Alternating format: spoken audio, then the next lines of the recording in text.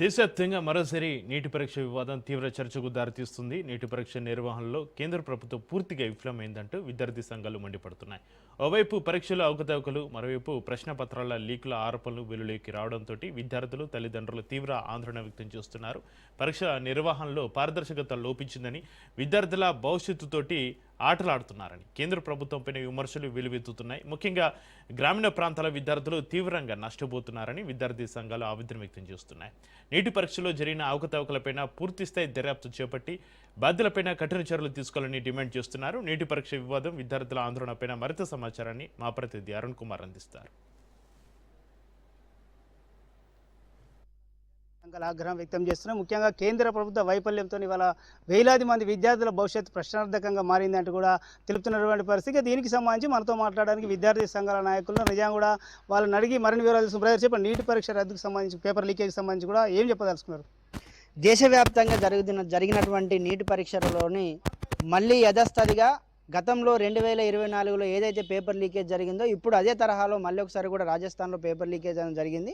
ఇది కేవలం కేంద్ర ప్రభుత్వం వైఫల్యం వల్లనే ఇలాంటివి జరుగుతున్నాయని చెప్పేసి మేము భావిస్తూ ఉన్నాం.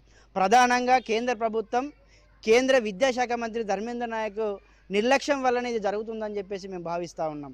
ఒక పక్క విద్యార్థులు వేల లక్షల రూపాయలు కోచింగ్ సెంటర్లు పెట్టుకొని చదువులు చదివి సంవత్సర కాలము నీటి పరీక్షలు రాస్తే ఈరోజు కార్పొరేట్లకు వత్తాసు పలకడం కోసం, కార్పొరేట్లని అమ్ముకోవడం కోసం ఈరోజు ఈ నీటి పరీక్షలను పేపర్ లీకేజ్ చేసి విద్యార్థులను గందరగోళం చేసే పరిస్థితుల్లో ఈరోజు మనం చూస్తూ ఉన్నాం. ఇటువంటి తరహా రావడం వల్ల విద్యార్థులు, గతంలో అనేక మంది విద్యార్థులు ఆత్మహత్యలు చేసుకోవాల్సిన పరిస్థితి ఉంది. దేశవ్యాప్తంగా అనేక సందర్భాల్లో ఆందోళన కార్యక్రమాలు చేసినప్పటికీ కూడా ఇప్పటి వరకు కూడా ఈ ప్రభుత్వాలు దీనిపైన నిర్లక్ష్యంగానే ఉన్నాయి తప్ప బాధ్యతారహితంగా వహించకపోవడం వల్లనే ఇటువంటి తరహాలు జరుగుతున్నాయని చెప్పేసి కూడా మేము భావిస్తూ ఉన్నాం. ప్రధానంగా కేంద్ర ప్రభుత్వం నీటి పరీక్షలు ఏదైతే ఉన్నాయో వాటన్నిటిని కూడా ఈ లీక్ అయిన వాటిపైన కఠినంగా శిక్షించాలి. ఏదైతే ఎన్టీఏ ఉన్నదో ఎన్టీఏ సంస్థను రద్దు చేసి రాష్ట్రాలకే ఆ విద్యా వైద్యకు సంబంధించినటువంటి హక్కులు ఇస్తే వాళ్ళు పరీక్షను పకడ్బందీగా అమలు చేసుకునే విధంగా ఉంటుంది. కాబట్టి ఈ కేంద్ర ప్రభుత్వం రాష్ట్రాలకే ఈ నీటి పరీక్షలు రాసే బాధ్యతను నిర్వహించాలని చెప్పేసి కూడా మేము పీడిఎస్ విద్యార్థి సంఘం డిమాండ్ చేస్తాం.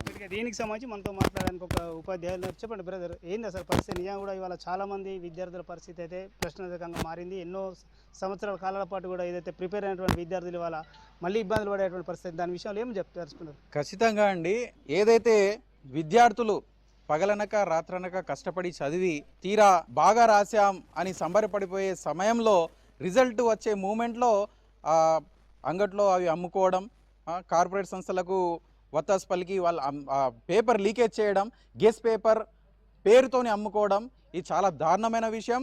పిల్లల కష్టాలు వాళ్ళకి తెలియట్లేదు.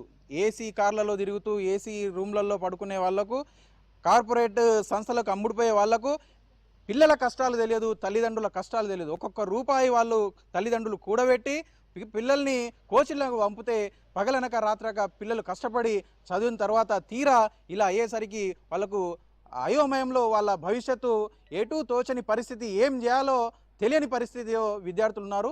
మానసిక క్షోభ అనుభవిస్తూ ఉన్నారు, ఇటు తల్లిదండ్రులు అటు పిల్లలు కూడా.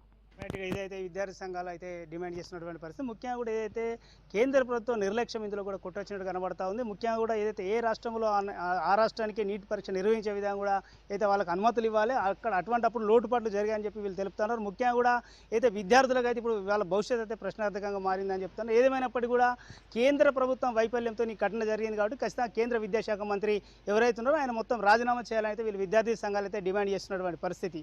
Camera person Srinivas, Arun Kumar, Raj news, Mancherial జిల్లా.